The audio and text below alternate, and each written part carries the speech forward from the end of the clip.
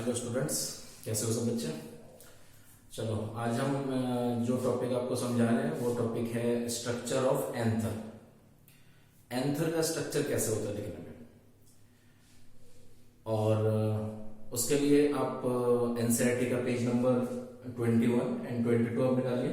NCERT second chapter class 12 biology. Topic है microsporangium. अभी सबको समझ में आएगा माइक्रोस्पोरेंजियम और माइक्रोस्पोरोजेनेसिस, ये है टॉपिक। ठीक है, तो सबसे पहले हम एनसीईआरटी से बात करेंगे। Page number 21।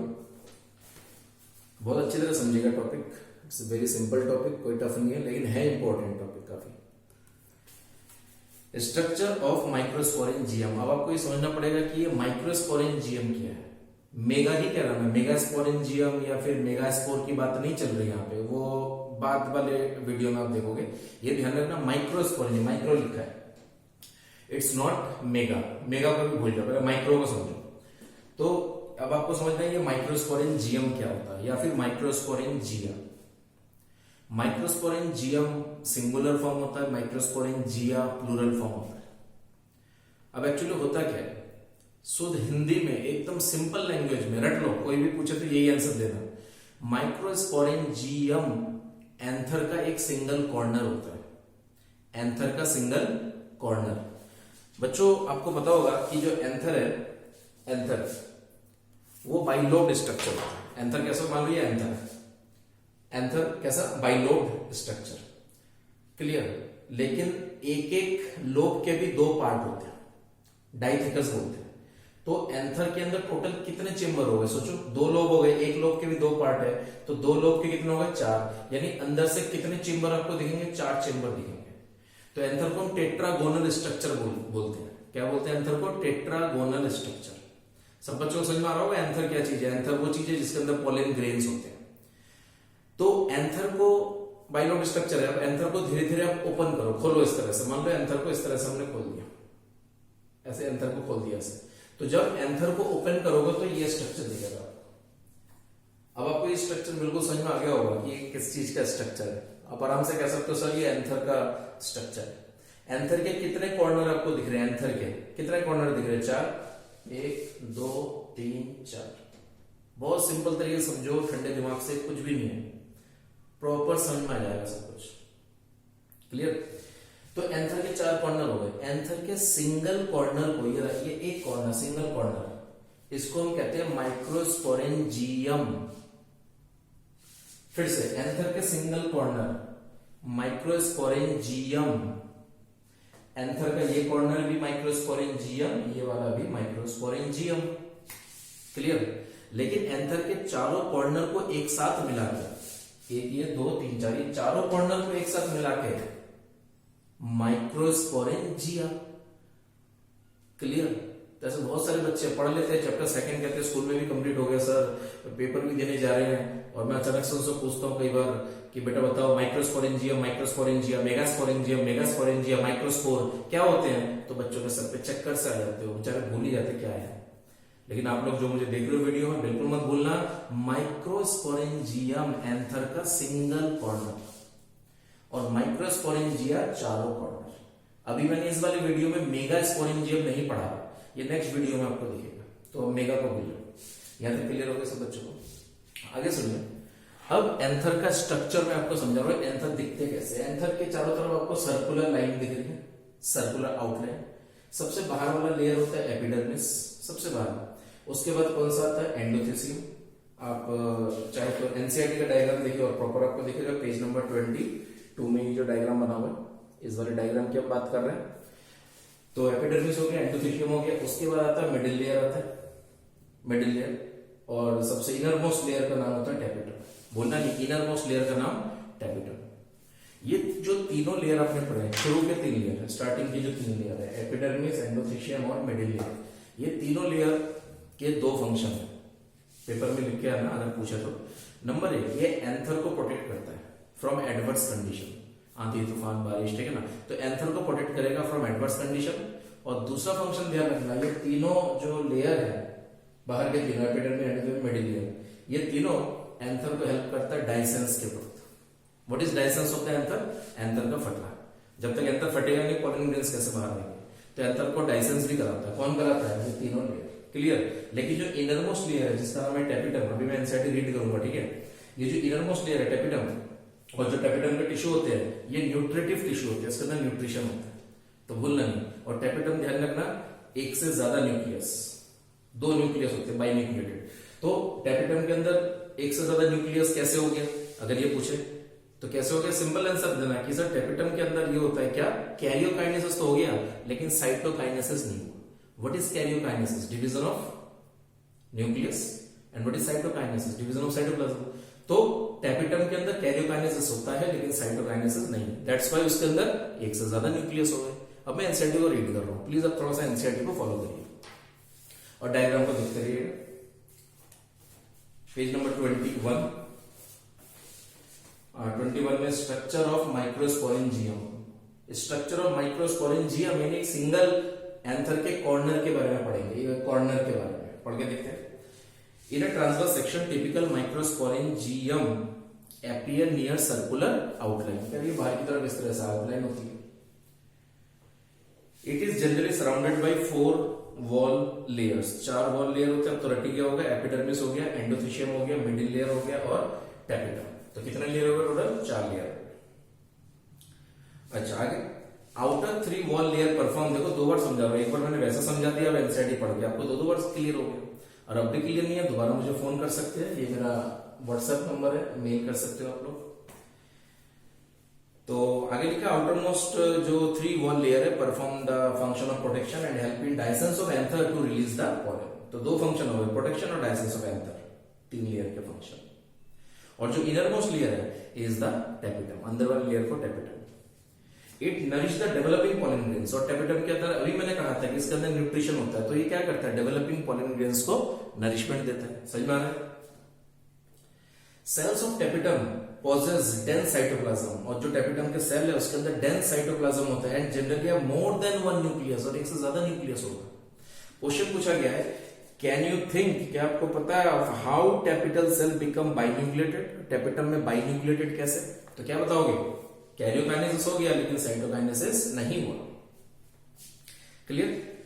आगे लिखा हुआ है when the anther is young. जब ये एंथर यंग होता है तो इसके अंदर कुछ कॉम्पैक्टली अरेंज होमोजेनियस सेल होते हैं कॉल्ड स्पोरोजिनस टिश्यू। नहीं आया समझ में, समझा रहा हूं। अब एनसीईआरटी छोड़ के वीडियो को प्रॉपर देखिए। बच्चों बड़े ध्यान से मेरी बात को सुनो, अगर आप वीडियो को सीरियसली देख रहे हो। ये बताओ, जो भी आप मुझे देख रहे हो बच्चे, स्टूडेंट्स, ये बताओ आप लोग किससे पैदा हुए हो? ऑब्वियसली अपनी मम्मी से पैदा हुए हो। मैं भी अपनी मां से पैदा हुआ हूं, गलत तो नहीं? तो ठीक उसी तरह से जो पॉलन ग्रेन्स होते हैं ना एंथर के अंदर, जो पॉलन ग्रेन्स होते हैं वो भी अपनी मम्मी से पैदा होते हैं। पॉलन ग्रेन्स किससे पैदा होते हैं? अपनी मम्मी से। जैसे आप अपनी मम्मी से पैदा हो, मैं अपनी मम्मी से, ऐसी पॉलन ग्रेन्स किससे पैदा होंगे? अपनी मम्मी से। आपके मम्मी का नाम XYZ हो सकता है, मेरी मम्मी का नाम XYZ हो सकता है, कुछ भी। तो पॉलन ग्रेन्स की मम्मी का नाम पॉलन मम्मी सेल। क्या बोला मैंने? पॉलन मम्मी सेल, यानी पॉलन मदर सेल। समझ में आ गया? तो पॉलन ग्रेन्स के मम्मी का नाम, ऑब्वियसली मैं तो मस्ती में समझा रहा हूं कि पॉलन मम्मी सेल तो पेपर में नहीं लिखना, पेपर में लिखना है पॉलन मदर सेल। क्लियर? अच्छा, अब एक चीज बताओ कि जो आपकी मम्मी है वो कहां रहती है? ऑब्वियसली आपकी मम्मी घर पे रहती है। कोई बच्चा ये फिर ना बोलेगा हमारी मम्मी जी फुटपाथ पे रहती है, ऐसा तो नहीं। कहां पे रहती है? घर पे रहती है। ठीक इसी तरह से अगर मेरी बात समझ में आ रहा है, जो पॉलन ग्रेन्स की मम्मी होती है ना, पॉलन मदर सेल, वो कहां रहती है? तो अगर कोई पूछे पॉलन ग्रेन्स की मम्मी कहां रहती है, तो बोलना माइक्रोस्पोरेंजियम के अंदर। एक बार दोबारा, कहां रहती है पॉलन ग्रेन्स की मम्मी?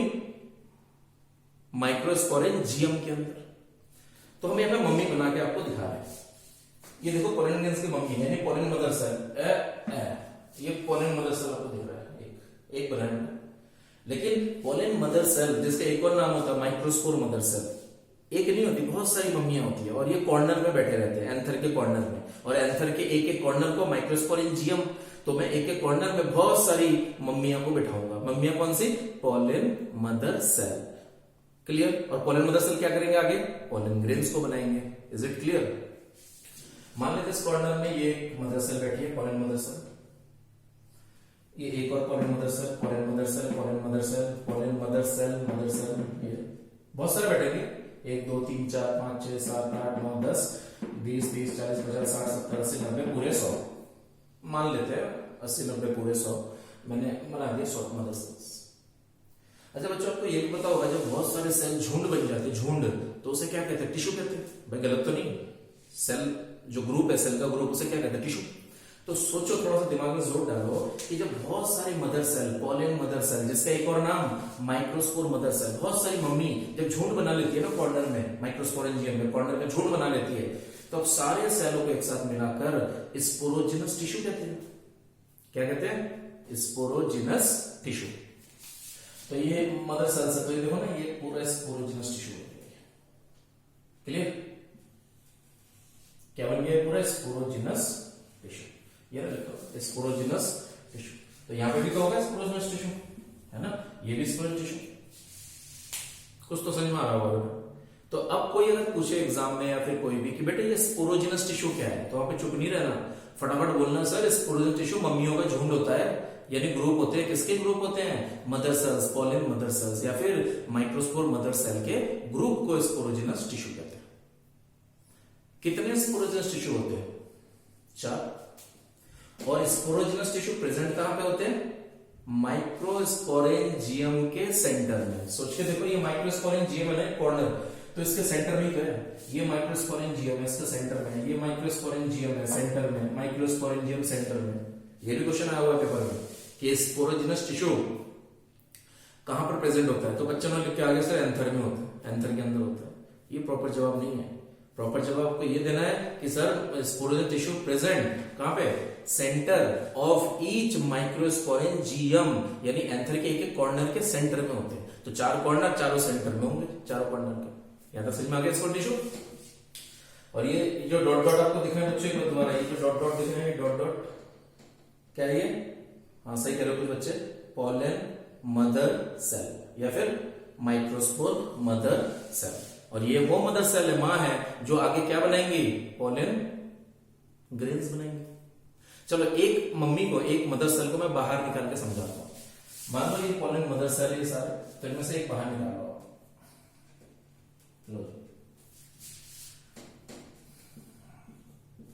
ये क्या है? पॉलन मदर सेल हो गया। मैंने एक इसमें से बाहर निकाल लिया। लिख देता हूं पॉलन मदर सेल, पीएमसी बोलते हैं। और पॉलन मदर सेल के नाम माइक्रोस्पोर मदर सेल, तो पीएमसी या फिर इसको आप चाहे तो एमएमसी भी बोल सकते हैं। क्लियर? वीडियो को बहुत तसल्ली से देखिएगा। एक बार अगर नहीं समझ में आए तो इसको दोबारा रिप्ले करके देखिए दोबारा से, ठीक है? पॉज कर करके समझिए, ठीक है? अब ध्यान रखना, अगर हम हमारी अपनी माँ की बात करें, हमारी अपनी माँ की बात करें इंसानों की, तो हमारी माँ एक ही बच्चा देती है एक बार में। वो बात अलग है किसने ट्विंस दे दिए या फिर 3 बच्चे हो गए, फराह खान के हुए थे, तो फराह खान तो अलग केस है, मजाक कर रहा हूं। तो हम लोग इंसान तो एक ही बच्चा होता है ना, माँ एक ही बेबी देगी या फिर 2 जो भी है। लेकिन ये जो पॉलन ग्रेन्स की माँ है, थोड़ा सीरियसली सुनो, ये जो पॉलन ग्रेन्स की मम्मी है, पॉलन मदर सेल, ये एक साथ 4 बच्चे देती है, 4 बच्चे एक साथ, और 4 बच्चों का नाम माइक्रोस्पोर। 4 बच्चों का नाम माइक्रोस्पोर। अब आप पूछोगे माइक्रोस्पोर क्या है? बेटा कुछ नहीं, पॉलन ग्रेन्स। अंग्रेजी में पॉलन ग्रेन्स कहते हैं, हिंदी में पराग कण कहते हैं, और बायोलॉजी में माइक्रोस्पोर कहते हैं, और कुछ नहीं है। इंग्लिश वर्ड होता है पॉलन ग्रेन्स होता है, हिंदी में पराग कण सुना होगा। तो अब ये जो मदर सेल मैंने बाहर निकाल दिया, पीएमसी एमएमसी, अब इसके अंदर ध्यान रखना कौन से डिवीजन होगी? Meiotic division. तो ये तो मदर सेल है, अब इसके अंदर क्या होगा? मियोटिक डिवीजन हुआ। आपने पढ़ा होगा मियोटिक डिवीजन, जिसे हम रिडक्शन डिवीजन कहते हैं। मियोसिस हुआ, और मियोसिस होते ही एक मदर सेल से ये 4 क्या बन गए बच्चों? ये 4 बन गए, 4। और ये 4 ध्यान में चिपके हैं एक साथ, ये 4 एक साथ चिपके होंगे। ये जो 4 बने, इसका नाम हो गया माइक्रोस्पोर। दोबारा बोलो, ये 4 क्या बन गए? माइक्रोस्पोर बन गए। भूलना नहीं। और माइक्रोस्पोर को मैंने क्या बोला अभी? Pollen grains. लेकिन ये जो माइक्रोस्पोर बने, 4 बने ना, तो इन चारों को बोलता हूं माइक्रोस्पोर टेट्राड। क्या बोलोगे? Microspore tetrad. टेट्राड।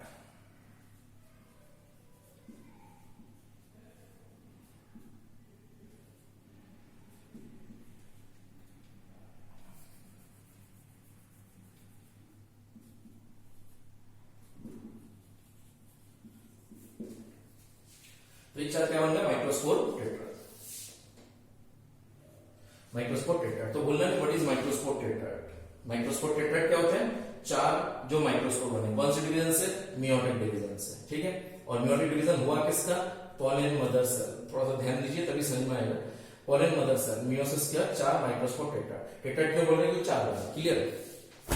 लेकिन ये जो चार माइक्रोस्पोर बने, 1 2 3 4, ये चार माइक्रोस्पोर बने, ये चारों माइक्रोस्पोर आपस में बेटा डिसोसिएट हो जाते हैं, डिसोसिएट खुल जाते हैं आपस में। कब, जब एंथर डाइसेंस हो, जब एंथर फटेगा, क्लियर। तो जब एंथर मैच्योर हो गया, मैच्योर लेकिन अभी फटा नहीं, अभी एंथर बंद है, तब एंथर के अंदर ध्यान रखना क्या बोलोगे, माइक्रोस्पोर। एक मां चार चार बनाएगी। अब एक सपोज करो, सपोज कि यहाँ पे नहीं समझना तो प्लीज पूछना। सपोज करो यहाँ पे 100 MMC है, 100 MMC है, तो सोचो 100 MMC से कितने माइक्रोस्पोर बनेंगे, माइक्रोस्पोर मतलब पॉलन ग्रेन्स कितने बनेंगे, 100 से 400, 100 से 400, क्लियर। तो इस तरह से माइक्रोस्पोर के बनने को माइक्रोस्पोरोजेनेसिस क्या कहते हैं, माइक्रोस्पोरोजेनेसिस। तो सिंपल लैंग्वेज में what is microsporogenesis, formation of microspore from microspore mother cell through meiosis या फिर through meiotic division is called microsporogenesis. आगे और भी लिख दो, and it form 4 microspore, that is called microspore tetrad. तो समझ में आ गया व्हाट इज माइक्रोस्पोरोजेनेसिस। भूलना नहीं, पेपर में लिख के आना अच्छी तरह, व्हाट इज माइक्रोस्पोरोजेनेसिस, बोलो। Formation of microspore from microspore mother cell through meiotic division and form microspore tetrad. बन इस प्रोसेस को माइक्रोस्पोरोजेनेसिस कहते हैं। मजा आया समझ के, कोई डाउट तो नहीं है। अभी क्वेश्चन पूछूंगा, उसका जवाब देना सोच के। लेकिन जो मैं बता रहा था, मान लो एंथर बंद है, तो जब तक एंथर बंद रहेगा तब तक उसका नाम अंदर माइक्रोस्पोर होंगे। लेकिन जैसे ही एंथर फटा, रप्चर हुआ, एंथर फट गया, फटते ही ये जो माइक्रोस्पोर जो आपस में चिपके है ना, they dissociate from each other, ये आपस में डिसोसिएट हो जाते हैं, खुल जाते हैं। और खुलने के बाद एक एक माइक्रोस्पोर जैसे बाहर निकला ना हवा में, एयर में, उसका नाम हो गया पॉलन ग्रेन्स। अब मजा आ गया। जब तक एंथर बंद है माइक्रोस्पोर, जब एंथर फट गया, रप्चर हो गया, डाइसेंस हो गया एंथर और हवाओं में आ गए, तब उस माइक्रोस्पोर का नाम पॉलन ग्रेन्स। कोई दिक्कत नहीं समझ में आया, वीडियो को दोबारा देखिए, समझ में आ जाएगा ऑब्वियसली। पूरा क्लियर। स्पोरोजेनस टिश्यू क्लियर हो गया। Group of homogeneous cell, what is homogeneous, एक जैसा सेल। तो यहाँ पे एक जैसा सेलों का नाम क्या है, माइक्रोस्पोर मदर सेल। इसीलिए एनसीईआरटी में एक लाइन लिखा हुआ है कि group of homogeneous cell, homogeneous मतलब एक जैसा सेल, और एक जैसा सेल कौन से, माइक्रोस्पोर मदर सेल। यहां तक क्लियर, कोई दिक्कत। अब इस टॉपिक को थोड़ा सा एनसीईआरटी से हम पढ़ते हैं, फिर एक क्वेश्चन आप लोग जवाब दीजिएगा, ठीक है।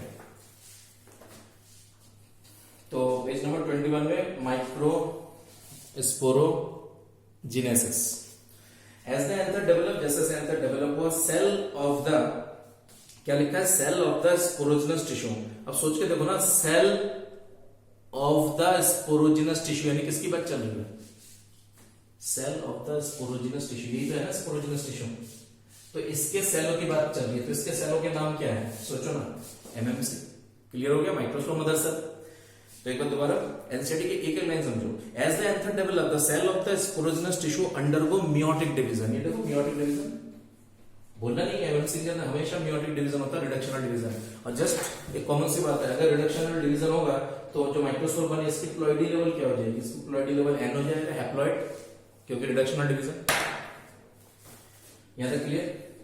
तो अगर ये एन है तो एमएमसी क्या हो जाएगा, सोचो ना, मियोसिस हो रहा है ना, अगर ये एन है तो ये क्या होगा, एमएमसी 2n होगा। अगर आपसे पूछे कि एमएमसी की प्लॉइडी बताओ, 2n, और इसकी प्लॉइडी कितनी होगी माइक्रोस्पोर की, n।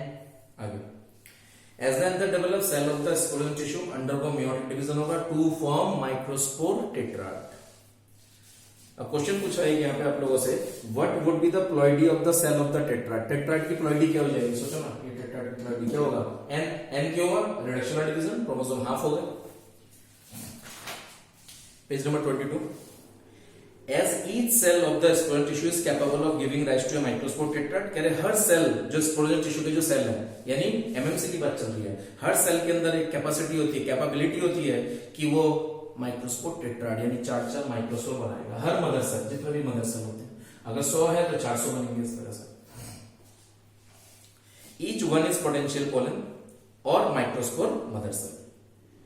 The process of formation of microspore from pollen mother cell through meiosis is called microsporogenesis. अब तो समझ में आ गया होगा बेटा माइक्रोस्पोरोजेनेसिस क्या है। नेक्स्ट वीडियो में देखना, जो मैं आप लोगों को सेंड करूंगा, वो मेगास्पोरोजेनेसिस, वो अलग कहानी है। ये तो हम मेल पार्ट पढ़ रहे हैं, माइक्रो मतलब मेल, ध्यान रखना, मेगा मतलब फीमेल। वैसे भी लड़कियों का नाम मेगा ही होता है, कुछ नहीं रखने का तरीका बताया। लड़कियों का नाम हमेशा मेगा ही होता है ना, मेगा मतलब मेघा। तो जहां मेगा लिखा हो ना पेपर में, समझ लो फीमेल है, और जहां माइक्रो लिखा होगा मेल, तो ये मेल की कहानी चल रही है। The microspore as they are form, जैसे जैसे माइक्रोस्पोर बनते हैं, they are formed arrange in a cluster of 4 cell, 4 सेलों के गुच्छों में होते हैं, उन गुच्छों का नाम है माइक्रोस्पोर टेट्राड। एनसीईआरटी की एक लाइन पढ़ रहा हूं, microspore tetrad. As the anther mature, जैसे जैसे एंथर मैच्योर होगा, डिहाइडेड होगा, microspore dissociate from each other, ये माइक्रोस्पोर आपस में हट जाएंगे जब एंथर फटेगा, और उनका नाम हो जाएगा pollen grains. Dissociate from each other and develop into pollen grains. आगे लिखा है इनसाइड ईच माइक्रोस्पोरेंजियम, हर एक माइक्रोस्पोरेंजियम में, यानी एक एक कॉर्नर की बात चल रही है। Inside each microsporangium several thousand of microspore, कई हजार माइक्रोस्पोर या फिर पोलन ग्रेन्स बन जाते हैं, आर फॉर्म्ड, जो कि रिलीज हो जाते हैं विद द डायसेंस ऑफ एंथर। तो एक एक कॉर्नर में कह रहे कई हजार पोलन ग्रेन्स बनते हैं, तो ठीक है, कई हजार पोलन ग्रेन्स बनते हैं माइक्रोस्पोरेंजियम में, एक एक कॉर्नर में। लेकिन ये किसके ऊपर डिपेंड करेगा कि एक एक कॉर्नर में माइक्रोस्पोरेंजियम में कितने मदर सेल, कितने एमएमसी। कैसा लगा टॉपिक? कोई भी दिक्कत है, कोई भी डाउट है, प्लीज आप पूछिए। बहुत बेहतरीन तरीके से आपको माइक्रोस्पोरेंजियम और माइक्रोस्पोरोजेनेसिस समझ में आ गया हो।